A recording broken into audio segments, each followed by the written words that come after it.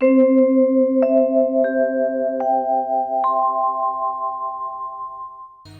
प्रकार नरहरि दास, नरहरि माने नरसिंह भगवान, और नरसिंह भगवान के दास कौन? बोले प्रहलाद जी। तो जिस प्रकार त्रेता युग में नरहरि दास भगवान के भक्त प्रहलाद ने प्रतिज्ञा का निर्वाह किया, कण कण में भगवान को देखा, उसी प्रकार इस कलयुग में नामदेव प्रतिज्ञा निर्वही। नामदेव ने भी ऐसी ही भक्ति की। नामदेव जी को कण कण में भगवान दिखते। एक दिन नामदेव जी के घर में आग लग गई।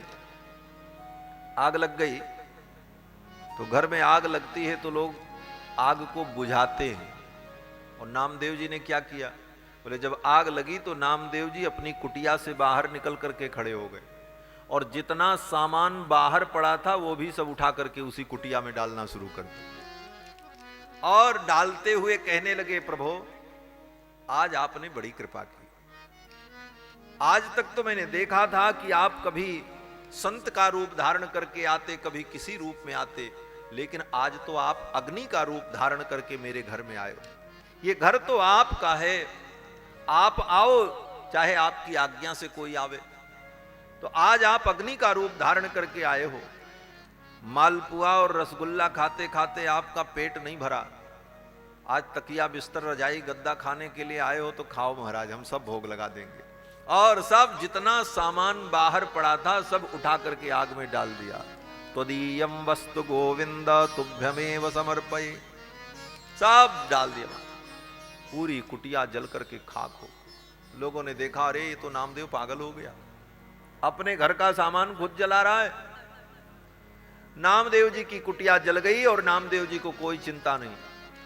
पेड़ के नीचे जाकर के बैठ गए और खरताल ले लिया और विट्ठल भगवान का कीर्तन करने लगे।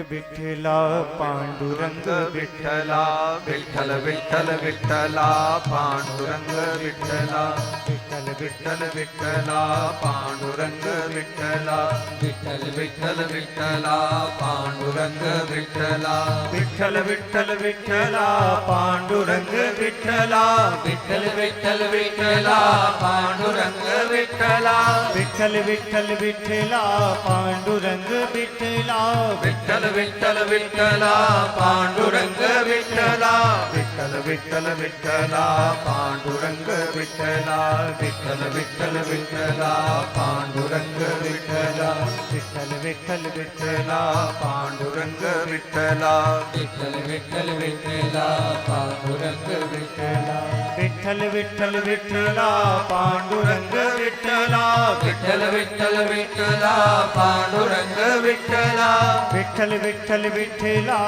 पांडुरंग विठ्ठला, विठ्ठल विठ्ठल विठ्ठला पांडुरंग विठ्ठला, विठ्ठल विठ्ठल विठ्ठला पांडुरंग विठ्ठला, विठ्ठल विठ्ठल विठ्ठला पांडुरंग विठ्ठला, विठ्ठल विठ्ठल विठ्ठला पांडुरंग विठ्ठला, विठ्ठल विठ्ठल विठ्ठला पांडुरंग विठ्ठला।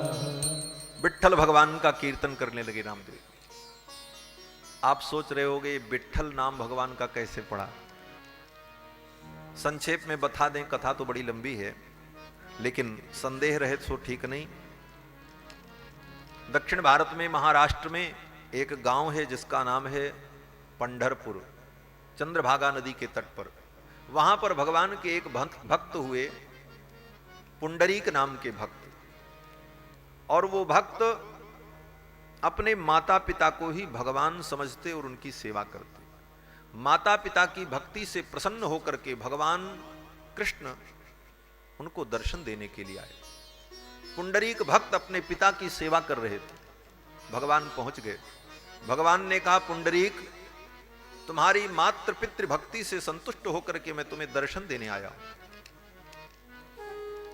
तो पुंडरीक भक्त ने कहा, तो आप प्रतीक्षा करो, मैं अपने पिता की सेवा कर लूं तब आपके पास आऊंगा। ऐसी निष्ठा महाराज। माता पिता की सेवा भगवान की सेवा है। पुंडरीक भक्त अपने पिता की सेवा में लगे रहे। भगवान को आश्चर्य हुआ कि देखो कैसी इसकी भक्ति है। तो भगवान ने कहा, पुंडरीक अरे बैठने के लिए एक आसन तो हमको दे दो। जब तक मैं तुम्हारी प्रतीक्षा करूं तो बैठने के लिए कोई आसन तो दे दो, और तुम सेवा करके जब खाली हो जाना तो मुझसे मिलना।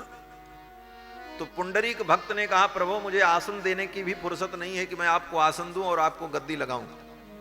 तो भगवान ने कहा, फिर मैं कहां बैठूं? तो पुंडरीक भक्त अपने पिता की सेवा कर रहे थे, उनके पिता बीमार थे। बगल में वहीं एक ईंटा पड़ा हुआ था, पत्थर की ईंट।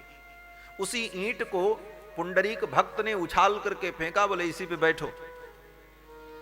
ईंट आकर के गिरी, उसी ईंट पर भगवान खड़े हो गए और आश्चर्यचकित होकर अपने कमर के ऊपर हाथ रख करके ऐसे उस भक्त को देखने लगे।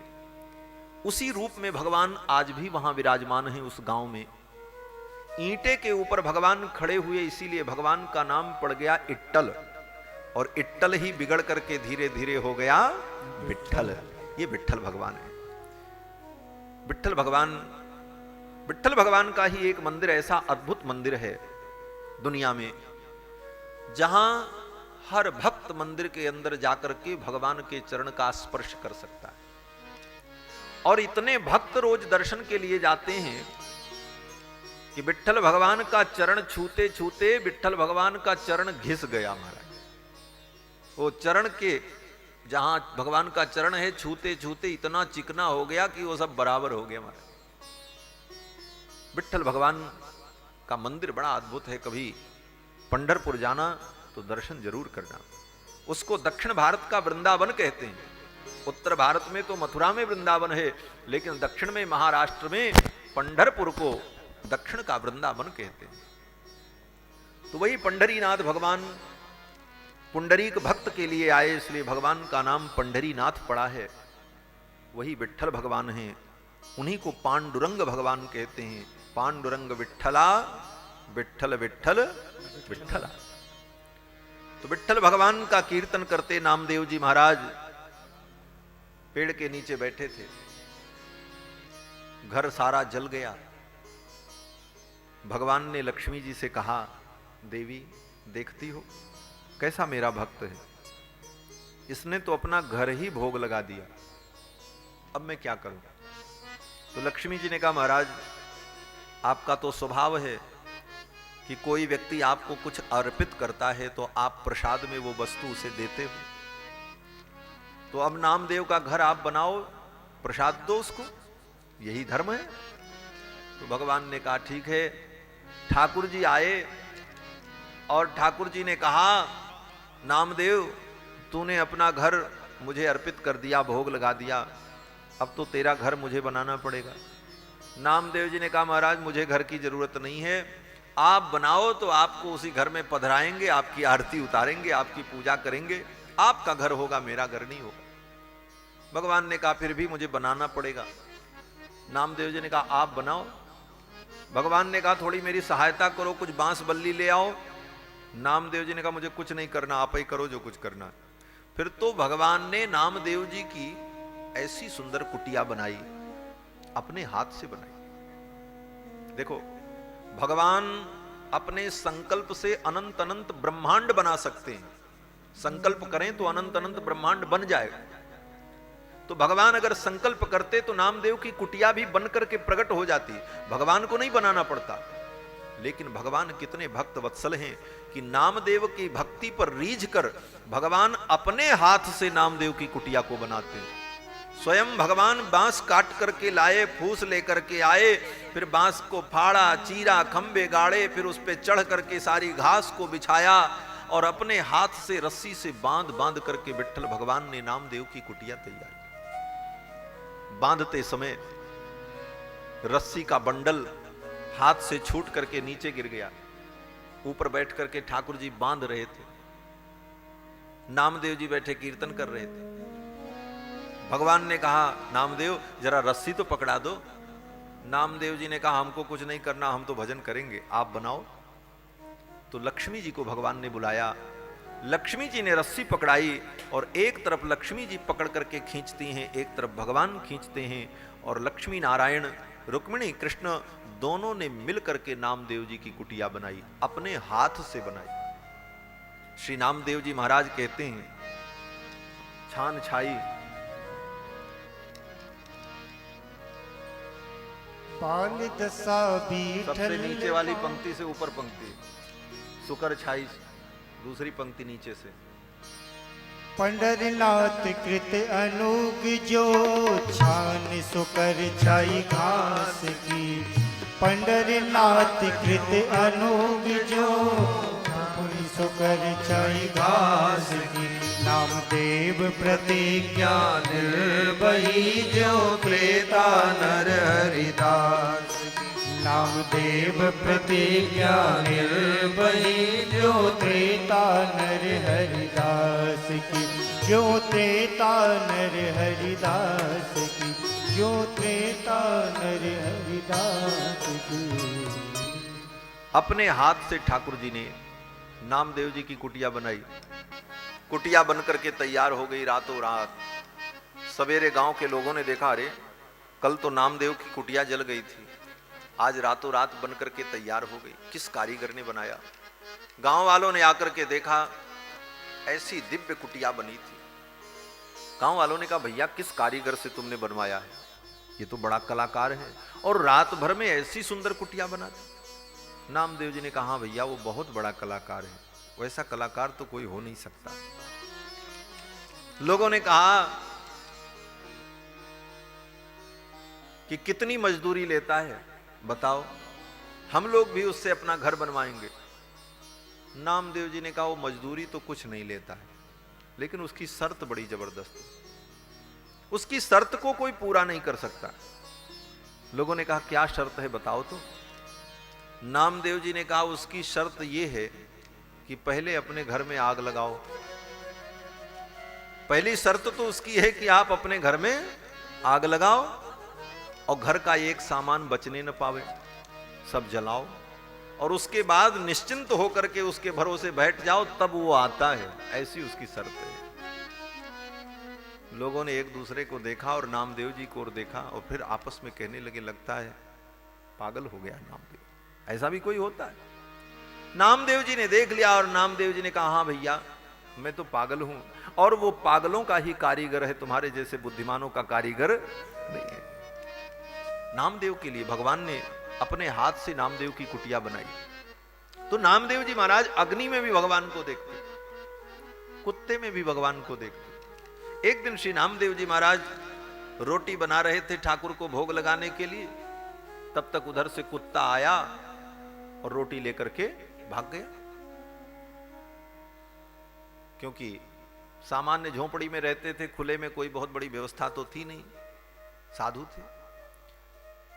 रोटी कुत्ता लेकर के भगा तो नामदेव जी महाराज घी का डिब्बा लेकर के उसके पीछे पीछे भागने लगे। अरे ठाकुर जी रुक जाओ, आप ही के लिए बनाया था, कण कण में भगवान है, ये उनकी निष्ठा थी।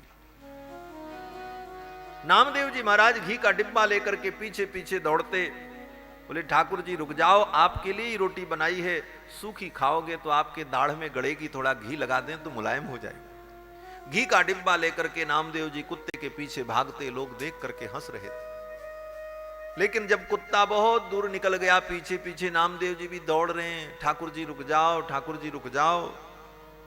भगवान विट्ठल नाथ ने रुक्मिणी से कहा, देवी देखती हो, ये नामदेव मुझे कुत्ते के अंदर भी देख रहा है।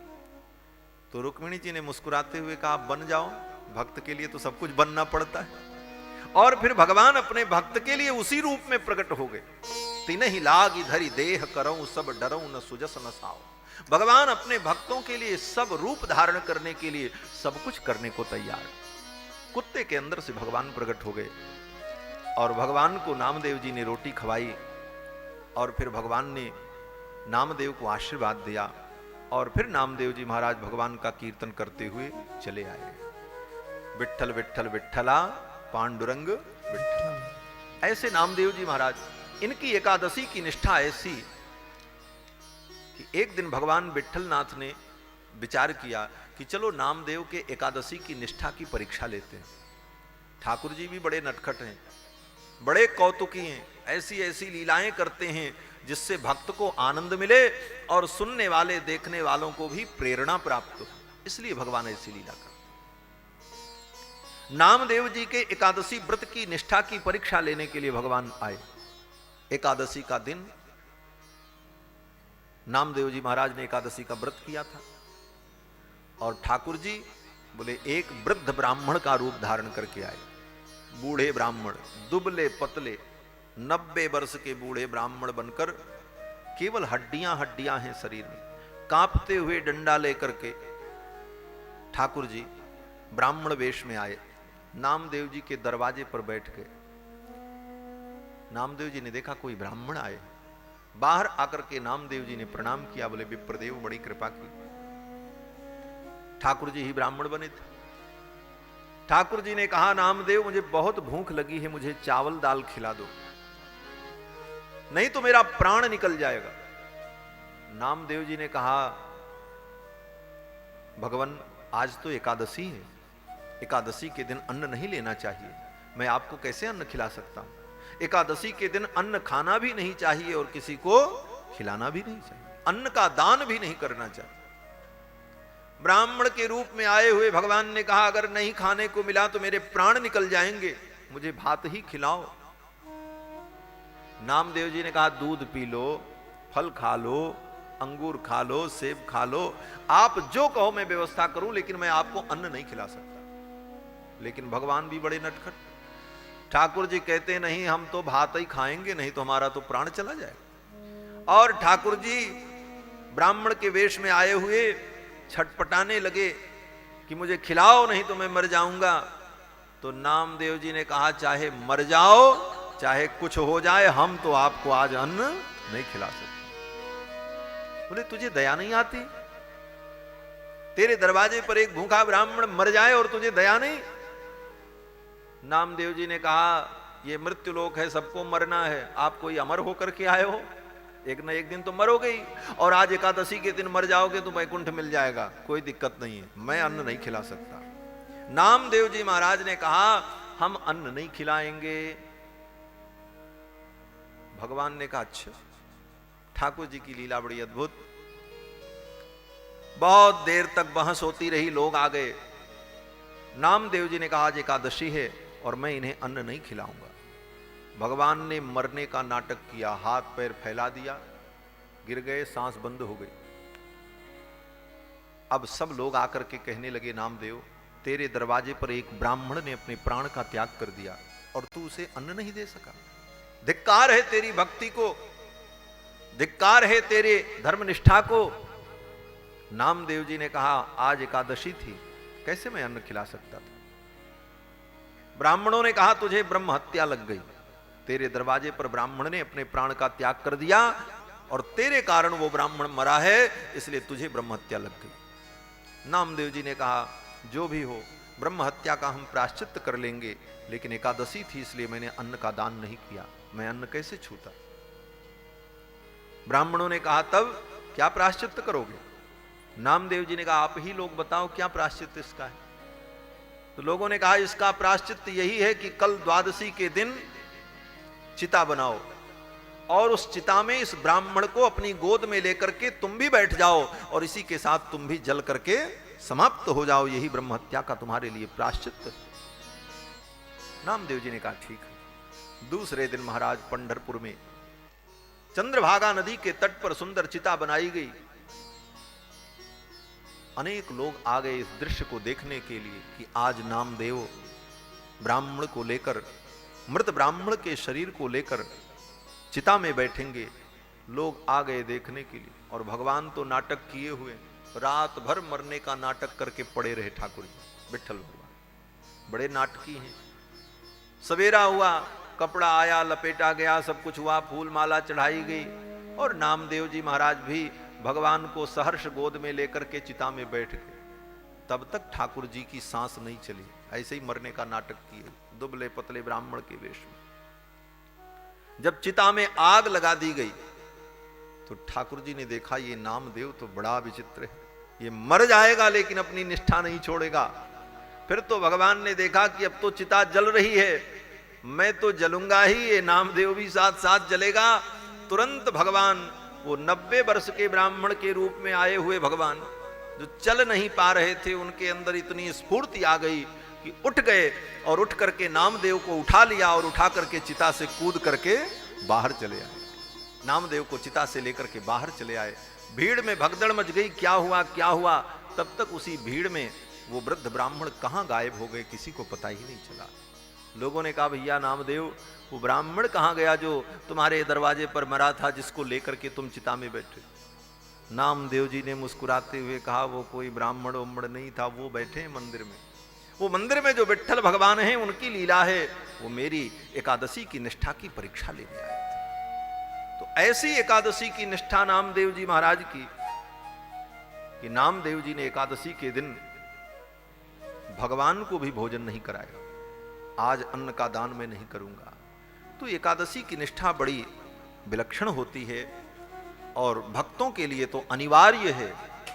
एकादशी का व्रत भगवान के भक्तों को अनिवार्य रूप से करना चाहिए। नंद बाबा ने भी एकादशी का व्रत किया।